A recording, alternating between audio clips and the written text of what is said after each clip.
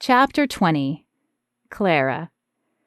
Clara's guilt was still weighing on her as she pulled into Mason's driveway to take him to his appointment. He was right. Her father had been the reason they broke up. Or at least the main part of the reason. He'd offered to pay for Mason's college funds if she broke it off, and Clara had known Mason could use the money. Sure, she could have said no, but it certainly hadn't been her idea to break it off. He was also right about the current situation. She hadn't told her father about the interview at first, because she'd been afraid he would tell her not to go. Then she had deliberately failed to mention the team she worked for was the same one Mason played for. She'd just known he would pressure her to quit, and she couldn't imagine what he would do if he found out she was spending every day with Mason through his recovery. Drag her back to their small town, probably. But why was she letting him control her life still? She was no longer a girl in high school, dependent on her father's money. She had a good job, a steady income, and she could fend for herself no matter what her father said. So why was she so afraid of him? The truth was, she was afraid he would tell Mason. He said he still cared for her, but would he, if he knew what she had done? She couldn't let him know. Yes, this way hurt, but this was her cross to bear for her decision, and whatever pain she caused Mason now was way less than he would suffer if he knew the truth. She just needed to rebuild that wall in her heart and make sure she didn't let it lower again. Using the front door key felt even more awkward after last night, but she didn't want to make him hobble to the door either. So she unlocked the door and opened it slightly as she knocked. "Hello, it's Clara. I'm here to take you to your appointment."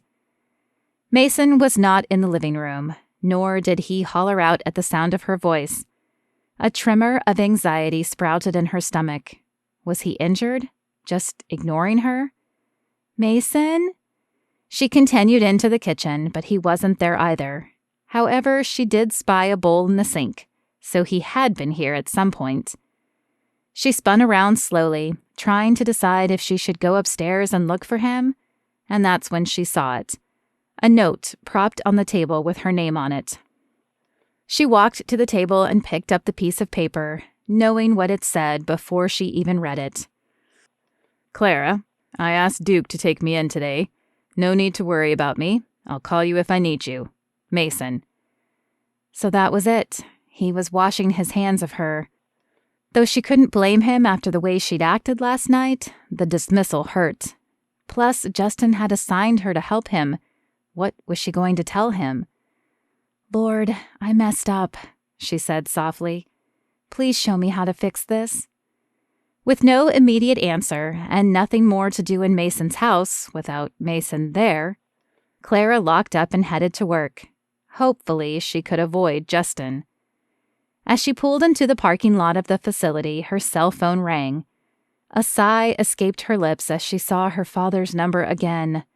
What could he want this time? "Hey, Dad, what's up?" She tried to make her voice sound more cheerful than she felt. "I was wondering if you might be free for an early lunch, Clara. I'm in town on a little business today, and I'd like to meet up with you." Clara bit her lip. Technically, she could probably meet him. Justin wasn't expecting her until later anyway, but what if Mason showed up after his appointment? He probably wouldn't, though. She had a feeling he was going to do everything he could to avoid her for a while. And if she said no to her father, he would just keep nagging her. "Okay, Dad, I can give you a few hours. Where do you want to meet?" "There's a nice sit-down restaurant on Baker Street, isn't there?" Clara closed her eyes and tried to picture the town. She was still figuring her way around most places, but Baker was one of the streets she was more familiar with. "Do you mean the Oasis Cafe?" "Yes, that's the place. I'll meet you there at 11. Clara glanced at her watch. It was 10:40 now, which would give her plenty of time to get there by 11. "On my way." She hung up the phone and put the car in reverse. Hopefully, this had been the right decision. If nothing else, it would buy her a little time to think of what to tell Justin. Her father's car was already in the parking lot when she pulled in. At least she wouldn't have to wait for him. She hated being the first one to arrive at places. As she entered the quaint restaurant, she saw him wave to her from a table near the back. Why had he picked a table for 4 when it was just the 2 of them? Or was it just the 2 of them? There appeared to be 3 glasses and place settings on the table. "Clara, so glad you could meet me for lunch," her father said as she pulled the chair out across from him. He was not a hugger, so she wasn't too shocked by his more cordial greeting. Besides, her curiosity was still focused on the extra glass. "Don't you mean us?" she said, motioning to the other place setting. A slight pink colored his cheeks, and he cleared his throat. Yes. I know you've been busy, but I ran into an old friend of mine. He's in town, so I invited him to join us." "You set me up on a blind date?" Clara could not believe her father. First, he had controlled her relationship with Mason. Then he had pushed her into a relationship with Joel, whom she had nothing in common with. Now he was trying to do it again with some other man? "It's not a date, it's a lunch. And it's certainly not a blind date.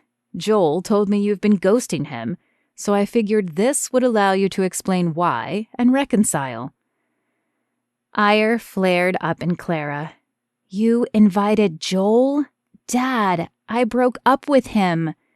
Or she'd figured that if she stopped calling and returning his calls, that he would realize she was breaking up with him. He was, after all, a well-educated man with a brain. "Funny, it seems you forgot to mention that to him," her father said with a pointed tone. "But no matter. I assured him you had probably just been busy. He's willing to forgive you, and you could do a lot worse than Joel." The contempt in his voice referred to Mason, and it took all of her control not to lash out at him. She still didn't understand why he hated Mason so much. So he hadn't been as wealthy as them growing up. He was certainly doing well for himself now. And how could her father just assume she would get back together with Joel because he brought him and make up an excuse for her? The nerve of this man was incredible. Clara opened her mouth to tell him she was not interested in dating anyone, especially someone that he picked for her. But the appearance of a man in a tailored suit, pulling out the chair next to her father, stopped her. Here he is now. Joel, so good to see you again. It seems Clara was finally able to break free from her busy job to join us." "Is that why you can't pick up a phone?" Joel asked as he sat down. Clara bit her lip to hold back her equally snide response. Her father had pushed her into dating Joel, but now that she really looked at him, she couldn't believe she had ever agreed to date him. It wasn't that he wasn't nice looking. He certainly had been blessed in that area with his dark hair and deep blue eyes. But he was too stiff for Clara's taste. His suit looked expensive. Armani, probably, but that was no surprise. Her father certainly wouldn't set her up with anyone who didn't have money. His dark hair was cut close to his head, with every hair seeming to lay in the right place. She doubted he ever left his house with a hair out of place. However, it was his hands that really got her.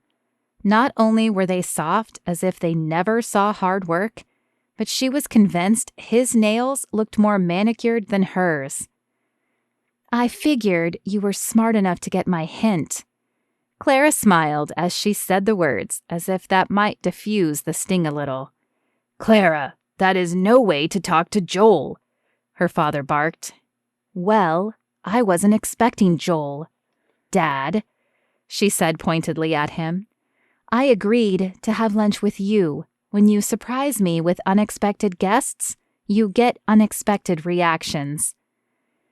The glare he shot her was fiercer than she had seen in a long time, but she wasn't backing down. Not this time. This time, she was standing up for herself, as she should have done 6 years ago, and several times since. This was going to be a long lunch.